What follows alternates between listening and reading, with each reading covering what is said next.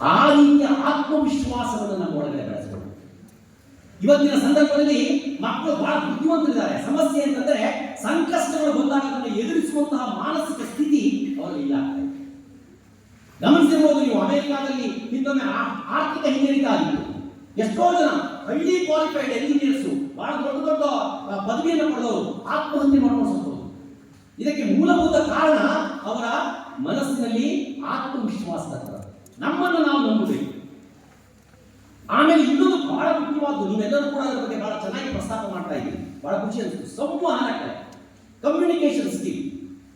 ಸಂವಹನ ಕಲೆ ಅಂತಂದ್ರೆ ಬರೀ ನಾವು ಮಾತಾಡೋದು ಅಷ್ಟೇ ಅಲ್ಲ. ನಾವು ಹೆಚ್ಚಿನ ಸಂದರ್ಭಗಳಲ್ಲಿ ನಾವು ಮಾತಾಡೋದು ಮಾತ್ರ ಸಂವಹನ ಅಂತ ತಿಳ್ಕೊಂಡಿರ್ತೀವಿ. ಸಂವಹನ ಅಂತಂದ್ರೆ ನಾವು ಚೆನ್ನಾಗಿ ಮಾತನಾಡುವುದರ ಜೊತೆಗೆ ಚೆನ್ನಾಗಿ ಕೇಳಿಸ್ಕೊಳ್ಳೋದನ್ನು ಕೂಡ ಅಭ್ಯಾಸ ಮಾಡಬೇಕು. Listening is one of the most important part of communication. ಸರಿಯಾಗಿ ಕೇಳಿಸ್ಕೊಳ್ಳೋದು. ಅದಕ್ಕೆ ಒಂದು ಫಾರ್ಮುಲಾ ಇದೆ. ನಮಗೆ ಒಂದು ಬಾಯಿ ಎರಡು ಕಿವಿ ಅಲ್ವಾ? ನಾವು ಎಷ್ಟು ಮಾತಾಡ್ತಾ ಇದೆಯೋ ಅದರ ಎರಡು ಪಟ್ಟು ಕೇಳಿಸ್ತಾ ಇದೆ. ನಮ್ಮೆಲ್ಲರಿಗೂ ಹೇಳುವ ಕಾತರ ಜಾಸ್ತಿ, ಕೇಳುವ ತಾಳ್ಮೆ. ನಮ್ಮ ತಾಳ್ಮೆ ಇಟ್ಟು ನಾವು ಕೇಳಿದಾಗ ನಮಗೆ ಇನ್ನೊಬ್ಬರ ವಿಷಯ ಚೆನ್ನಾಗಿ ಅರ್ಥ ಆಗುತ್ತೆ. ಆ ತಾಳ್ಮೆಯ ಗುಣ ನಮ್ಮಲ್ಲಿ ಬಂತು ಅಂತಂದ್ರೆ ತಲ್ಲಡಿಸದಿರು ಕಂಡ್ಯ ತಾಳ್ಮನ ಅಲ್ವಾ? ತಾಳ್ಮೆ ಇರುವಂತಹದ್ದು ವ್ಯಕ್ತಿತ್ವ ವಿಕಸನದಲ್ಲಿ ಇನ್ನೊಂದು ಬಹಳ ಅತ್ಯಂತ ಮುಖ್ಯವಾದ ಕಾರಣ. ತಾಳ್ಮೆ ನಮ್ಮಲ್ಲಿ ಬಂದಾಗ ನಮ್ಮಲ್ಲಿ ಎಂಪತಿ ಮೂಡುತ್ತೆ. ಎಂಪತಿ ಅಂತಂದ್ರೆ ಅನುಭೂತಿ, ಸಹಾನುಭೂತಿ, ಸಿಂಪತಿ ಅಲ್ಲ. ಸಿಂಪತಿ ಅಂತಂದ್ರೆ ಇನ್ನೊಬ್ರಿಗೆ ಯಾರಿಗಾದ್ರೂ ಆದಾಗ ನಾವು ತುಟಿ ಮೇಲಕ್ಕೆ ಹಿಂಗಾಗ್ಬಿಡ್ತಾರೆ, ಸಾರ್ ಬೇಕಿದ್ದ ಬಿಡ್ಬಿಡ ಈಗ ಒಳಗಡೆ ಸರಿಯಾಗಿ ಆಯ್ತು, ಕಾಯ್ತಾ ಇದ್ದೆ ಬಿಸ್ನೆಸ್ ಲಾಸ್ ಆಗ್ಬೋದ ಆಗಿ ಸರ್ ಒಳಗಡೆ ಎಷ್ಟು ದಿವಸದಿಂದ ಕಾಯ್ತಿದ್ದೆ, ಇದಕ್ಕೆ ಮನೆಗೆ ಹೋಗಿ 2 ಗಂಟೆ ಹಾಲು ಕುಡಿತೀವಿ. ಇದು ಸಿಂಪತಿ, ತುಟಿ ಮೇಲಿನ ಅನುಕಂಪ. ಗೊತ್ತಾಗುತ್ತೆ ಯಾರಿಗಾದ್ರು ಇವು ನಿಜವಾಗಿ ಹೇಳ್ತಿದಾರ ಅಥವಾ ಸುಮ್ಮನೆ ಹೇಳ್ತಿದಾರ. ಎಂಪತಿ ಅಂತಂದ್ರೆ ನಿಮ್ಮ ಜಾಗದಲ್ಲಿ ನಿಂತು ನಿಮ್ಮ ಸಮಸ್ಯೆಯನ್ನು ಅರ್ಥ ಮಾಡ್ಕೊಳ್ಳೋದು. ನನಗೆ ಒಳ್ಳೆ ವಿಷಯ, ನನ್ನ ವ್ಯಕ್ತಿತ್ವ ವಿಕಸನ ತುಂಬಾ ಫೇವರೇಟ್ ಸಬ್ಜೆಕ್ಟ್. ಹಾಗಂತೇಳಿ ನಾನು 2 ಗಂಟೆನೋ 3 ಗಂಟೆನೋ ಭಾಷಣ ಮಾಡಿದ ನಿಮ್ಮ ಕತೆ ಏನಾದ್ರು ಅಲ್ವಾ? ಆಗ ನೀವೇ ಹೇಳಿಲ್ಲ, ಯಾರಿಗೆ ಬೇಕಾಗಿದ್ದೋ ನಿನಗೆ ಗೊತ್ತಿತ್ತಾ, ಒಂದು ರೊಟ್ಟಿ ಇತ್ತ ಅದ್ರ ಮೇಲೆ ಬೆಣ್ಣೆ ಆಯ್ತಾ ಅಲ್ವಾ? ಹಾಗೆ ಇನ್ನೊಬ್ಬರ ಜಾಗದಲ್ಲಿ ನಿಂತು ಅವರ ಸ್ಥಿತಿಯನ್ನು ಅರ್ಥ ಮಾಡಿಕೊಳ್ಳೋದಕ್ಕೆ ಎಂಪತಿ ಅಂತ ಕರೀತಾರೆ. ಇನ್ನೊಬ್ಬರ ಸಮಸ್ಯೆನ ಅವರ ಜಾಗದಲ್ಲಿ ನಿಂತ್ಕೊಳ್ಬೇಕು. ಇದು ವ್ಯಕ್ತಿತ್ವ ವಿಕಸನದಲ್ಲಿ ಅತ್ಯಂತ ಅಗತ್ಯವಾಗಿ ಇವತ್ತಿನ ಮಕ್ಕಳಿಗೆ ಬೇಕಾಗಿರುವಂತಹ ಗುಣ ಇದೆ. ಯಾಕೆಂದ್ರೆ ಇವತ್ತಿನ ಮಕ್ಕಳು ಬಹಳ ಬುದ್ಧಿವಂತರು, IQ ಸಿಕ್ಕಾಪಟ್ಟೆ ಇದೆ, ಇಂಟೆಲಿಜೆಂಟ್ ಕೋಶೆಂಟ್ ಸಿಕ್ಕಾಪಟ್ಟೆ ಇದೆ.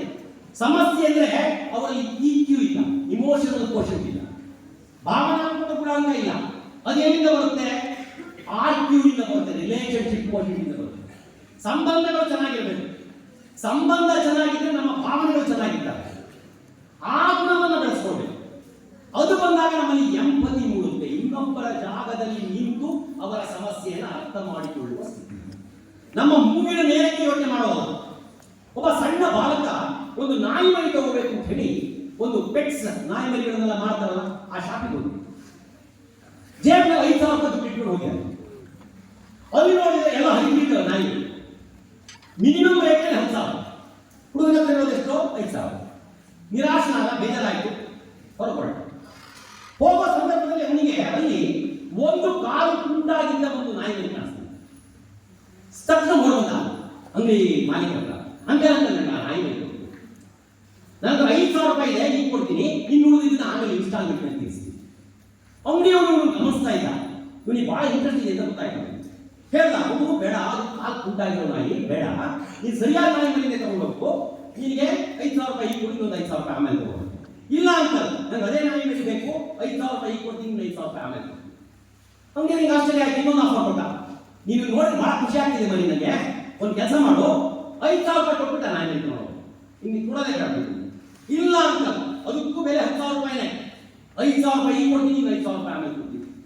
ಹಂಗೆ ತುಂಬಾ ಆಶ್ಚರ್ಯ ಆಗೋಯ್ತು.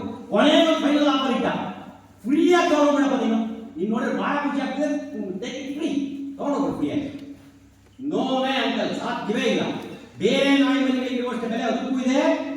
5,000 ರೂಪಾಯಿ ಈಗ ಕೊಡ್ತೀನಿ, ಇನ್ನೊಂದು 5,000 ರೂಪಾಯಿ ಆಮೇಲೆ ಕೊಡ್ತೀನಿ. ಇವನಿಗೆ ಆಶ್ಚರ್ಯ, ಯಾಕಪ್ಪ ಇಷ್ಟು ಮಾಡ್ತಿದ್ಯಾ, ಏನು ಕಾರಣ ಏನು? ತಕ್ಷಣ ಬಾಲಕ ತನ್ನ ಪ್ಯಾಂಟನ್ನು ನಿಧಾನಕ್ಕೆ ಮೇಲೆ ರೋಲ್ ಮಾಡ್ತಾನೆ. ಅವನು ಕೂಡ ಒಂದು ಕಾಲಿನ ಕುಂಟ ಬಾಲಕ. ಆ ನಾಯಿ ಮರಿಯ ಕಷ್ಟ ಏನು ಅಂತ ನಾನು ಚೆನ್ನಾಗಿ ಅರ್ಥ ಮಾಡಿಕೊಳ್ಳಬಲ್ಲೆ ಅಂತ. ಹಾಗಾಗಿ ನಾನು ಅದನ್ನು ತುಂಬ ಪ್ರೀತಿಯಿಂದ ಸಾಕಬಲ್ಲೆ. ಇದನ್ನು ಎಂಬುದು ಇನ್ನೊಬ್ಬರ ಸಂಕಷ್ಟಕ್ಕೆ ನಾವು ಕುಡಿಬೇಕು, ಸೂಕ್ಷ್ಮವಾಗಿ ಸಂವೇದಿಸಬೇಕು.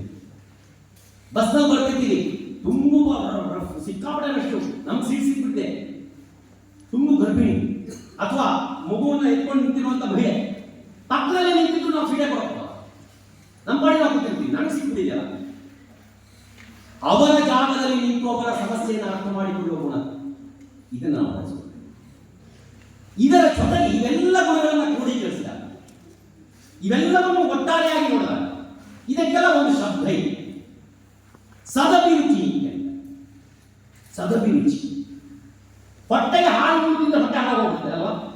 ಹಾಗೆಯೇ ಮನಸ್ಸಿಗೆ ಇಲ್ಲ ಸಾಲದನ್ನು ಕೊಟ್ಟರೆ ಮನಸ್ಸು ಕುದುರೆಟ್ಟು, ಮನಸ್ಸಿಗೆ ಒಳ್ಳೆಯ ಆಹಾರವನ್ನು ಕೊಡುವ ಆಲೋಚನೆ ಇದೆಯಲ್ಲ, ಅದಕ್ಕೆ ಸದಭಿರುಚಿ.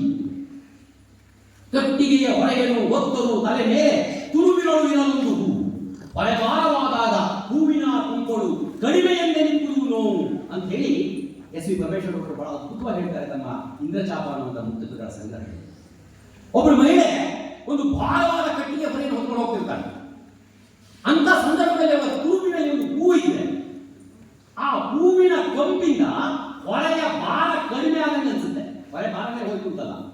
ಹಾಗೇನೆ ನಾವು ನಾನಾ ತರದ ಒತ್ತಡಗಳನ್ನು ನಮ್ಮ ತಲೆ ಮೇಲೆ ಹೊತ್ಕೊಂಡು ಹೋಗ್ತಿರ್ತೀವಿ ನಮ್ಮ ಜೀವನದಲ್ಲಿ ಅಲ್ವಾ? ಅಂತ ಸಂದರ್ಭದಲ್ಲಿ ಸದಭಿರುಚಿ ಎನ್ನುವ ಹೂವು ನಮ್ಮ ತುರುಬಿನಲ್ಲಿದ್ದರೆ, ನಮ್ಮ ಮುಡಿಯಲ್ಲಿದ್ದರೆ, ಅದರ ಕಂಪಿನಿಂದ ನಮ್ಮ ಒತ್ತಡದ ಭಾರ ಕಡಿಮೆ ಆದಂಗೆ ಅನ್ಸುತ್ತೆ. ಆ ನಿಟ್ಟಿನಲ್ಲಿ ಸದಭಿರುಚಿಯನ್ನು ಬೆಳೆಸಿಕೊಳ್ಳಿ. ಏನ್ ಸದಭಿರುಚಿ? ಸದಭಿರುಚಿ ಅಂತಂದ್ರೆ ಒಳ್ಳೆಯದನ್ನ ಓದೋದು, ಒಳ್ಳೆಯ ಹಾಡುಗಳನ್ನ ಕೇಳೋದು, ಒಳ್ಳೆಯ ಜನರ ಜೊತೆಗೆ ಸಂಘ ಮಾಡೋದು. ಇದೇ ದಂಡನ ದತ್ತನ ಗೋಷ್ಠಿಯ ಉದ್ದೇಶನೇ ಅದು. ಅನುಭವ ಮಂಟಪ ಅನ್ನುವಂಥದ್ದನ್ನ ಹಿಂದೆ ನಮ್ಮ 12ನೇ ಶತಮಾನದಲ್ಲಿ ಶರಣರು ಯಾರು ಕಟ್ಟಿದ್ರು? ಇಂತಹ ಒಳ್ಳೆಯ ವಿಚಾರಗಳನ್ನ ಚರ್ಚೆ ಮಾಡಿ ಅದರ ಮೂಲಕ ಸತ್ಸಂಗವನ್ನು ಮಾಡಿ ನಮ್ಮಲ್ಲಿನ ಸದಭಿರುಚಿಯನ್ನು ಹೆಚ್ಚಿಸೋದಕ್ಕಾಗಿ ಮಾಡಿದ್ರು. ಆ ನಿಟ್ಟಿನಲ್ಲಿ ನಮ್ಮ ಒಳಗಿನ ಈ ಶಕ್ತಿಯನ್ನು ನಾವು ಹೆಚ್ಚಿಸಿಕೊಳ್ಳಬೇಕು.